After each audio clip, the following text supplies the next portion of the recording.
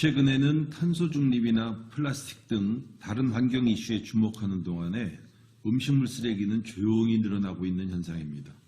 마트 혹은 생선, 정육 등 판매를 위한 가공 과정에서 발생되는 쓰레기들 뿐만 아니라 유통기한이 지난 야채, 과일, 생선 등 하루에 버려지는 양은 얼마나 되는지 정확한 파악은 통계조차 작성되지 않고 있습니다.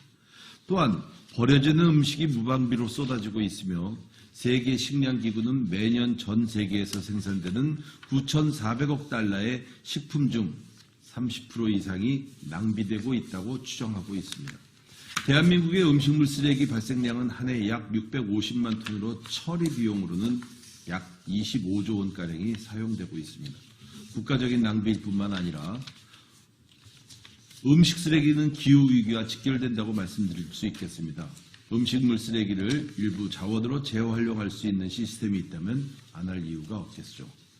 기존에 이제 미생물 발효 처리기라는 제품들이 있었었는데 이것이 부산물이 발생되지 않고 100% 하수 처리하는 시스템이었습니다. 이에 맞추어 이제는 그러한 정책으로서 개발되어 있는 것들 가운데서 재활용할 수 있는 부분들을 적극 활용하고 있다는 점이죠. 기존 제품에서는 부산물의 배출을 돕는 고형물 분리기가 외장용으로 장착되는 방식이어서 설치와 장소에 많은 제약이 따랐던 것도 사실입니다. 현재 개발된 제품은 고형물 분리기를 내장하여 설치와 장소에 제약을 받지 않도록 추진을 하고 있습니다. 사용되는 미생물은 상온 미생물로서 고온에서도 살아남을 수 있는 미생물을 채택함으로써 보다 지속적으로 음식물을 발효, 분해할 수 있는 것도 장점이라고 말씀드릴 수 있겠습니다.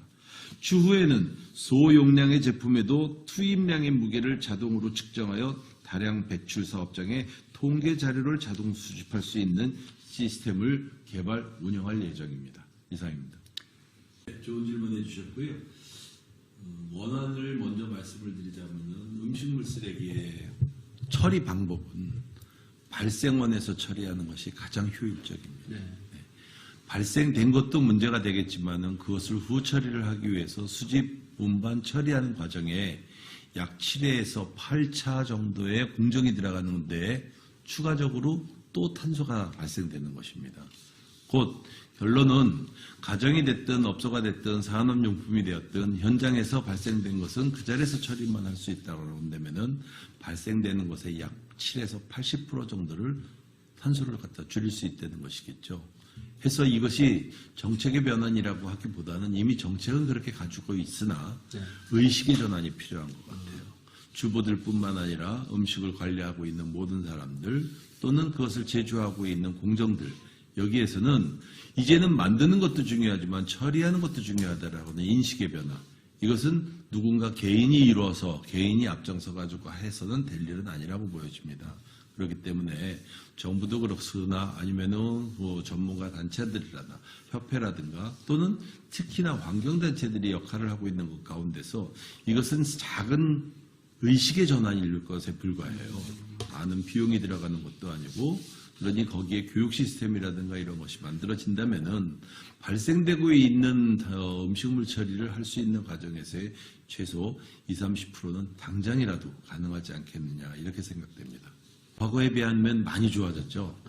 이 음식물 처리에 관한 그 부분이 국가가 많은 관심을 기울이고 있다 보니까 벌써 횟수로 3년 전서부터 음식물 처리에 관한 지원 법률안이 국회를 통과하여서 각 지자체가 예산 편성을 하고 신청을 하면은 지원하는 사례들이 이제 많이 늘어나고 있습니다. 그래서 첫 번째는 가정에서부터 지원을 많이 하고 있는 것이 현실인데요.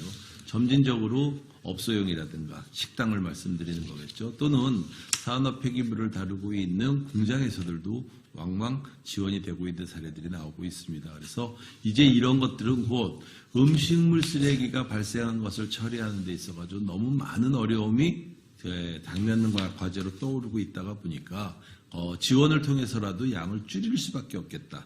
이런 것이 이제 정착되고 있습니다. 다시 한번 강조하지만은 물론 지원도 중요하지만은 이것을 음식물이라고 그러는 것을 다루고 있는 모든 분들의 의식 전환에서만도 최소 20-30%는 이미 절감될 수 있다. 이렇게 말씀드리고 싶습니다.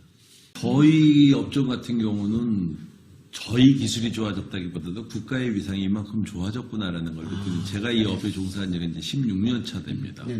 과거에는 보지 못했었던 상황들인데 현재는 동남아를 과거에는 이제 뭐 미주나 아니면 유럽에서만들 수출권에 대한 무슨 상담들이 오갔었는데 지금은 생활이 윤택해진 것인지 동남아에서 많이 옵니다.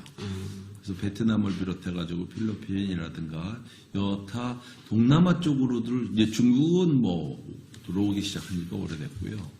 수출 상담이 상당히 많이 들어오고 있어요. 이것은 이쪽에서 이제 알려진 바들이 이 기술이 그만큼 좋아졌다라고 그러는 증빙인 것 같아요.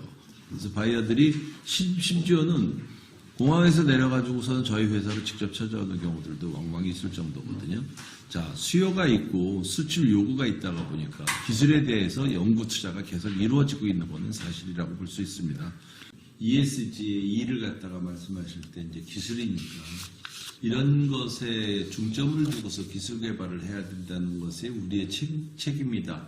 이것이 크다고 보는데 사용자들이 ESG 경영에 적극 동참을 하기 위해서는 동참을 하고 보니 나한테도 이익이 있다. 다시 말씀드리면은 기술이라고 그러는 것을 통해 가지고서 사용자들이 이것이 나에게 보탬이 된다, 도움이 된다라고 그러는 의식 전환을 가져올 수 있게끔 개발에 이제 신경을 쓰고 관심을 포인트를 그쪽에다가 주는 것도 중요한 부분이 있지 않겠느냐 이런 생각이 듭니다. 그러시겠네요. 참고로 저의 생각은 이제 외국의 사례들을 보면 조금 아까 말씀하셨었던 그러한 사례들이 왕왕 일반 사용자들에게 많이 알려져 있다는 얘기인데요. 성공적인 사례는 이 비용이 조금 가다 할지라도 이것이 친환경적인 요소가 있다. 그런데 이 기업이 그것에 어떤 수익을 사회에 환원을 시키고 있다. 네. 또는 불이웃 돕기에 기금을 갖다가 계속해가지고서 뭐 지원을 하고 있다. 여러 가지 측면에서의 사회적인 환원의 기업들을 본다라고 그랬었을 때 외국의 사례에서는 그 제품을 선호하고 있다라고 그러는 것을 많이 봤습니다. 국내 저희 매스컴의 역할도 그렇고 우리 모든 사람들이 그와 관련되어 있는 것들을 자꾸만 홍보가 되고 이렇게 ESG 경영을 하고 있는 것 측면에서의 기업들이라고 그러면 아마 소비자들도 눈을 돌리기 시작하지 않을까. 이러한 사례는 좀 많이 나와줬으면 좋겠다는 생각이 듭니다.